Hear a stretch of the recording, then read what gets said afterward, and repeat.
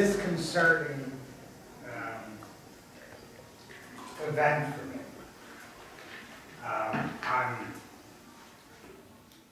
I've performed thousands of times for remuneration, maybe another 1,000 for free.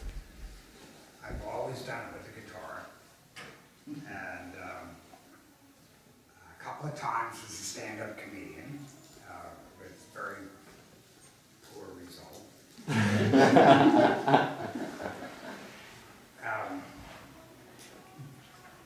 So I told Anna last week that it was important for me not to be prepared, because then it would be this road exercise. And I watched Michael, and Michael, you know, does this, and he's used to talking to people, and of course Anna, and so these guys, they walk back and forth, and they're considerate, they're intelligent. I have to take a different tack. So I said, in a panic last night, I said, you know, you're full of shit. You're gonna get up here and you're gonna be talking to these people, and there's gonna be this intimate where you're listening, and it's not like at a party where everybody's distracted. I said, I'm gonna make a list. I'm gonna make a list, and it'll just be this little litany of you know, chronological events that created this person. And then I said, well, I'll put the beginning. And I said, well, you know, I already know the beginning, so I don't have to really itemize that. And then I said, you know, I'm in the middle of the middle right now. And so it's the things that came between the beginning and the middle that I thought might be important. And so I made a list of about 6 things on that. And then I felt comfortable. I said, you know, you guys are generous. You're here because you want to be. This shtick works well at parties and on stage. I said that, and I'll just chat it out, you know. And I had the good fortune of leaving this very little list on my desk at home. So let me start out with this. I'm kind of an unusual person, and not in a braggartly kind of way. It's just on a different combination. I'm an identical twin.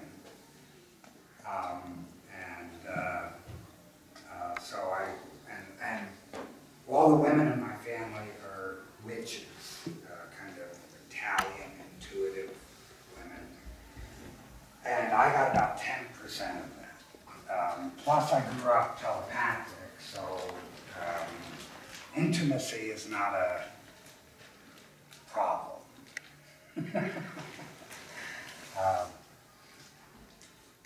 And then both my brother and I sang, and so they would dress us alike, and we would stand up in a group like this and do 2-part harmonies when we were this tall.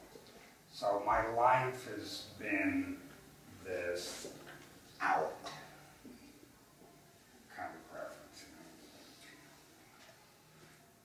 you know. And I'm trying to unlearn that, and it's really difficult. I mean, I tell people that I'm practicing being understated, and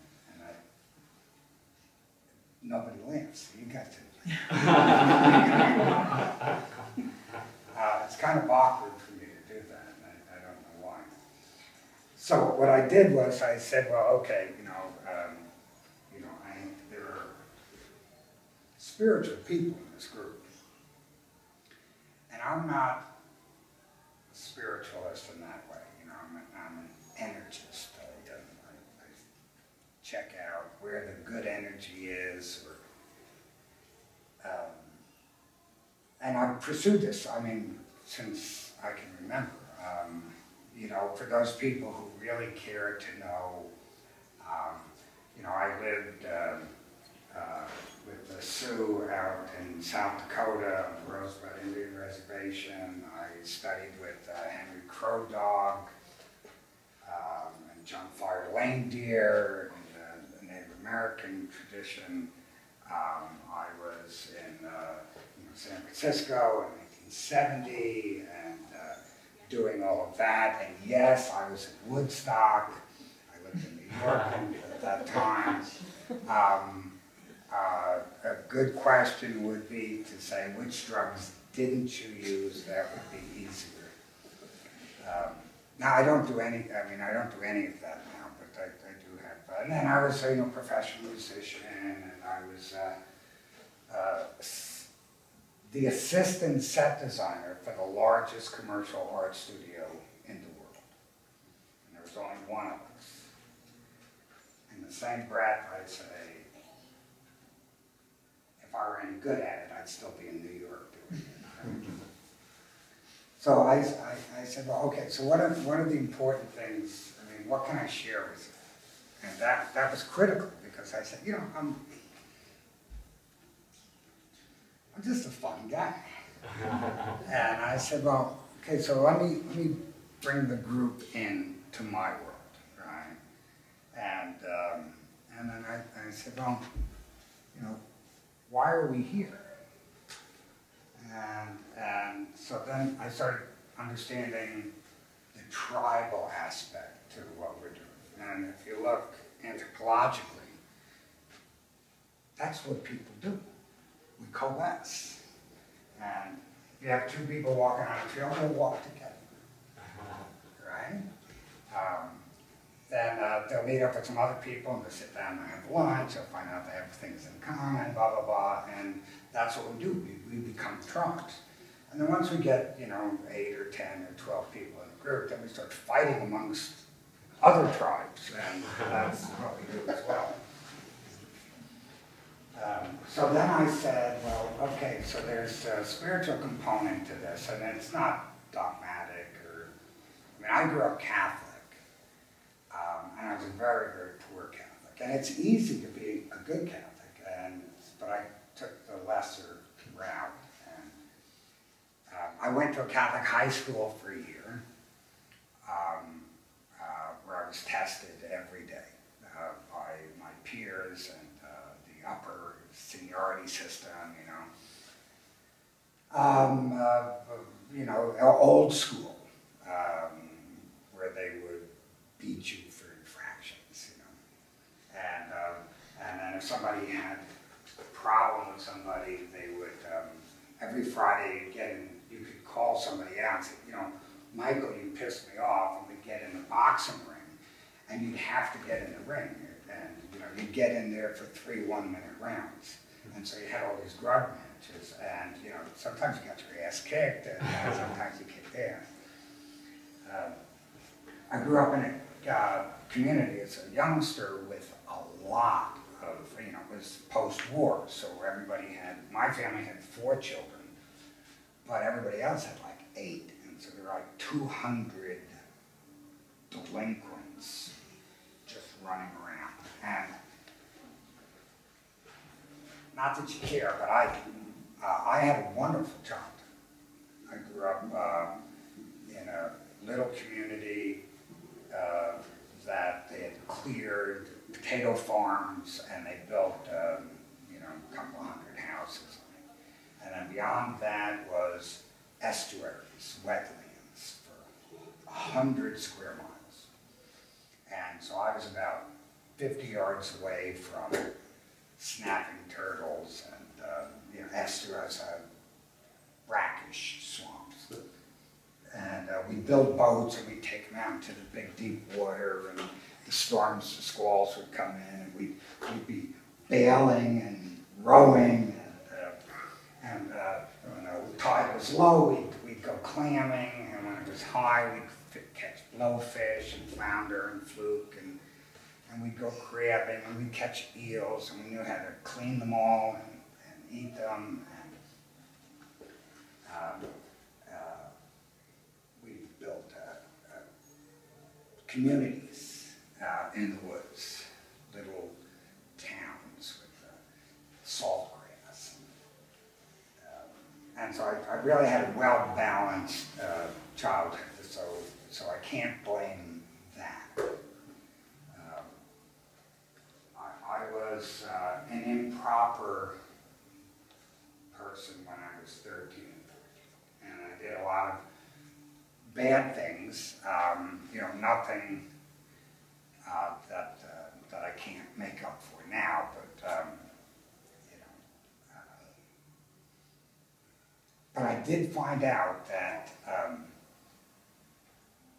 people viewed what I was doing then as criminal, and so I had a lot of run-ins with the law. And I went to this Catholic high school and I recognized that if I changed my look from black, pointy shoes and attitude, and I dressed in modern shirts and corduroy and Legion penny loafers and became an athlete, then I could do the same things that they viewed as criminal, but they called it mischief. And that worked for me, it still does.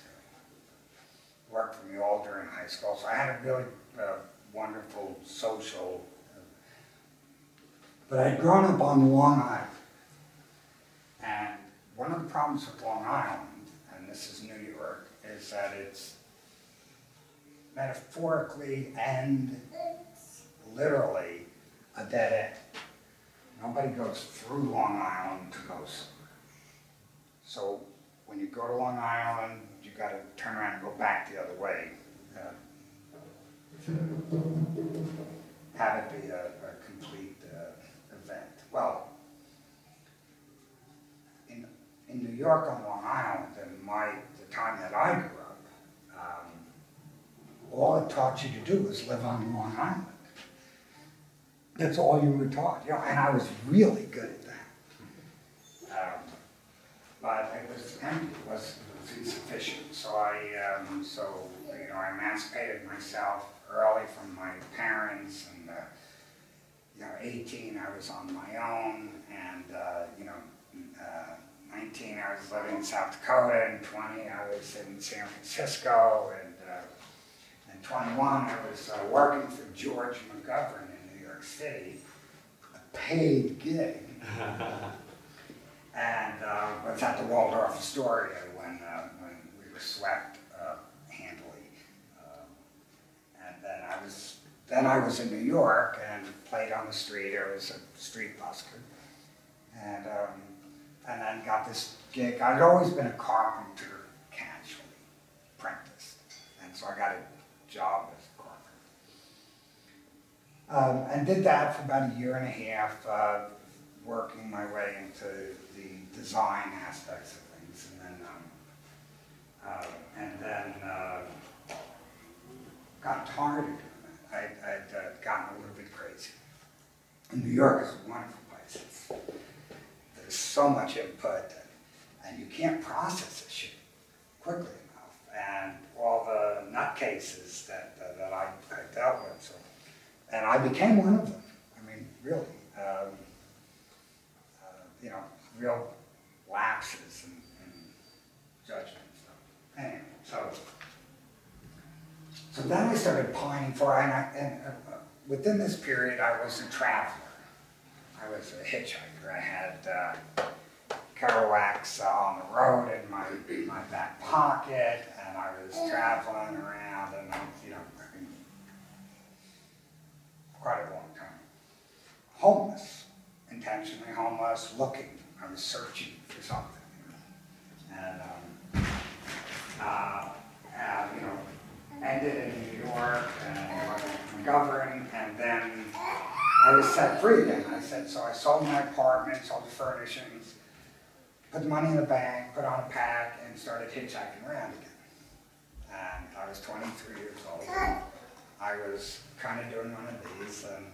And I came into Salt Lake, and this was my second time in Salt Lake as a homeless person. And I stayed in a shelter, and there used to be a really good one. I mean, after a while, you know, it's like hotels, you know, like homeless shelters. This would have been maybe a 2 or 3 star homeless shelter. And it was on 21st South, about 12th East. And it was, the residence was upstairs and the Bible reading was downstairs. So you got 2 meals, a bed, not even a cot. And all you had to do was listen to the Bible for an hour every morning. And I was cool with that. And then people discovered that, even though I looked Hispanic, I spoke English. And they found that kind of intriguing because everybody here was tall and white and they had big teeth and all the girls were blondes and the town welcomed them. And that's kind of why I wound up here. And that has been 38 or 39 years ago. So that's pretty good. Okay, so then I said, what can I share with you that has any importance? Because these are just stories. You'll forget it soon enough. And I said, well, what's usually important to people are their issues, stuff that is important to you becomes important in the tribe, and everybody has to have a voice. And so I said, well, what's important to me? And I would start out that way. And for me, it's people.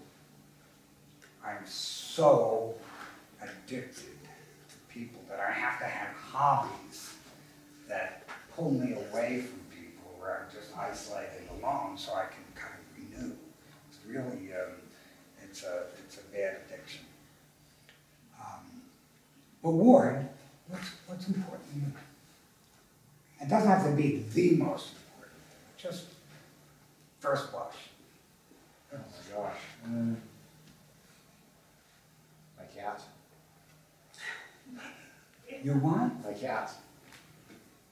My cats. Kitty cats. Gas? Cats. C-O-T. Cats. Cats. Kitties. Yeah. Kitties. Yeah, that's what came first to my mind. And how many? Yeah, 2. 2. Yeah, same. And they're full grown? Yeah. Yeah. They'll be 8 next week. Right, and they own the place? Pretty much. Uh-huh. I'm a staff. I'm a kitty gang too, but I keep them outside, and that's not supposed to be cool either because of the bird They need to go. problem. Anna.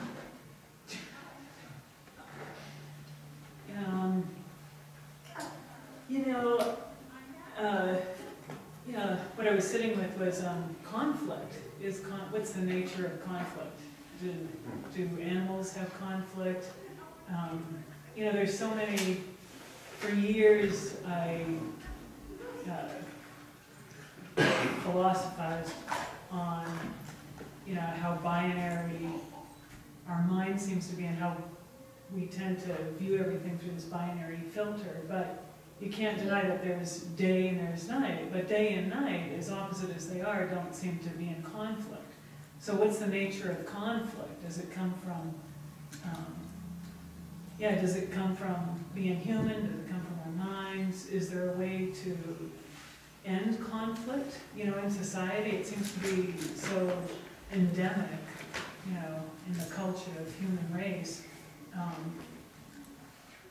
Is there a way to be human and not live in conflict? Well, when the first hit I got on that was balance, and things are balanced. The sun comes up and goes down, tides are in, now it gets everything is easy balance. I don't know, I look at that too, and I just go, well, fucking war. How many stupid idiots. Doesn't anybody get it?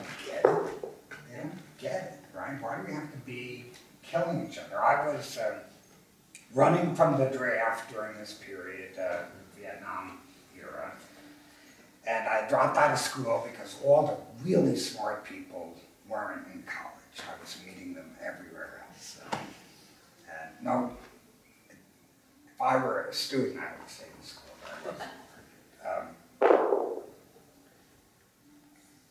I said, you know, you have to be real angry at somebody to kill them. Really. Not going to be kind of casual act. And I certainly wasn't going to travel 7,000 or 8,000 miles to kill somebody I wasn't angry at. So I went through a lot of, anyhow, so I avoided the draft. I was like Mitt Romney. And Anna says this, I wanted to just bring up an anecdote. So one of the first times I met Anna was at a house party, place called China Blue. And the reason I brought this up, because it was on Halloween. And Anna had dressed up kind of as a primitive with this leather, kind of like really handsome short little thing, and a sash right here, and it looked like leather. She looked like primitive. And she had covered herself with chocolate syrup. Do you still have this? Do you still have this? Wait, can I edit something here? Are you going to tell my good story? Yeah, just a little bit, is it okay? Because I was so proud of that costume, and can I just read how you described it? And that wasn't the first time we met. That was years later, but that costume, it was meat wrapping paper that I had wrapped around myself, and then with that kind of meat wrapping twine, I had twined around, and then I had sticks that I had kind of woven together, and that was my mask. And then the chocolate syrup was, like, I knew that there was something missing, so then I poured chocolate syrup on myself. It was like one of the best costumes. I'm glad. Thank you for that. But it was fun. I can't remember all of everything, but so she would invite people to lick her. Well, they just did. I don't. They just did. Oh, wow. You covered yourself with thistle, they wouldn't have licked. So of course, here's this beautiful woman covered in chocolate and dressed like a primitive. I'm licking her at every opportunity. Well, there were so many people licking her that I picked up a fungus on my tongue. And my tongue was white and swollen for about a week. It wasn't you, it was them. Okay, so kitties. What's important?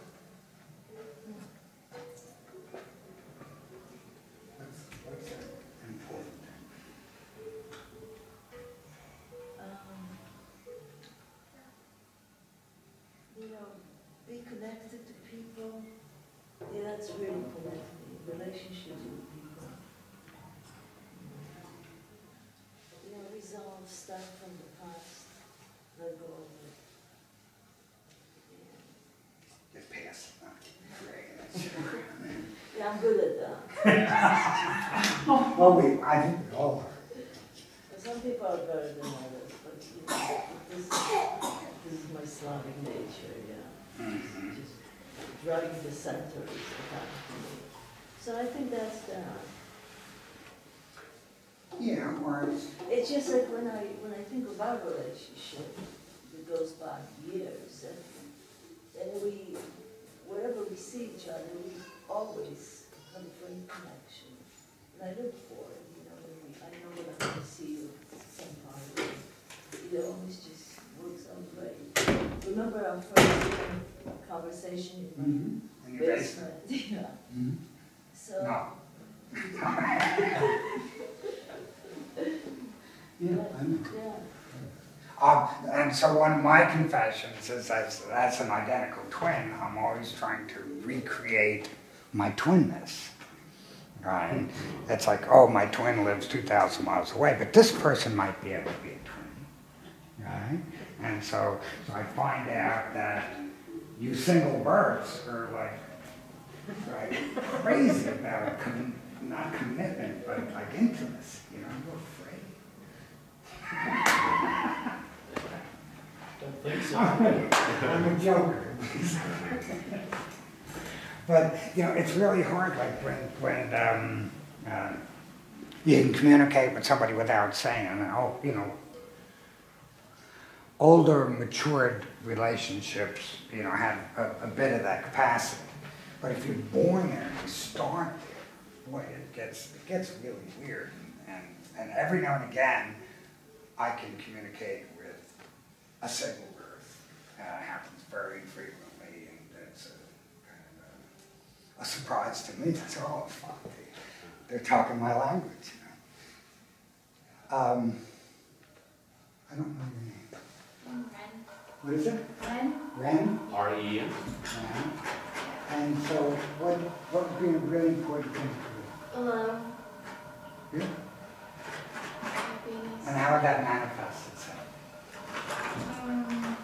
Just by me being loving to everyone that I meet.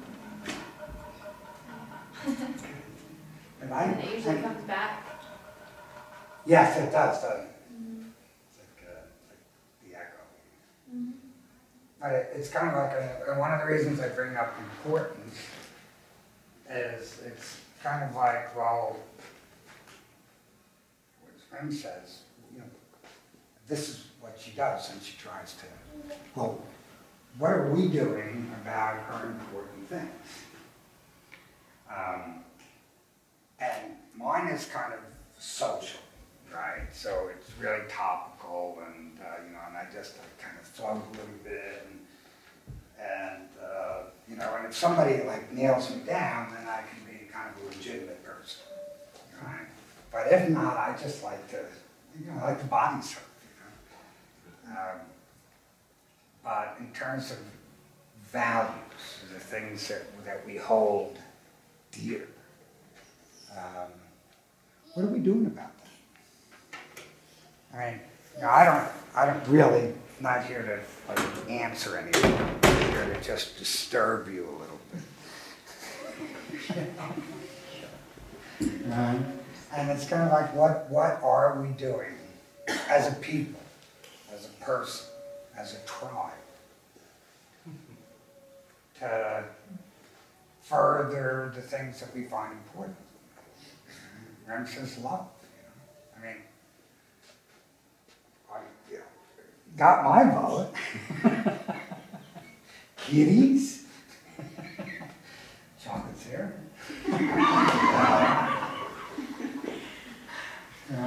Relationship. I mean, you know, I look at this and I just go, I mean, there wasn't anything that was said that wasn't important.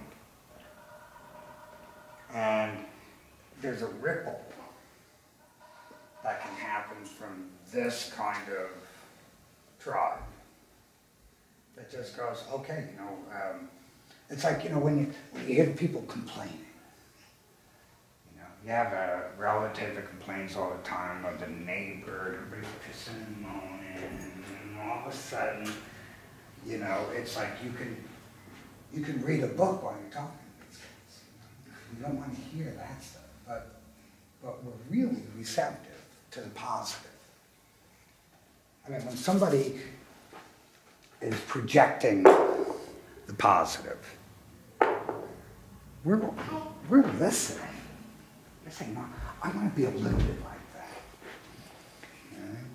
that. So I think, you know, because I can do this for days.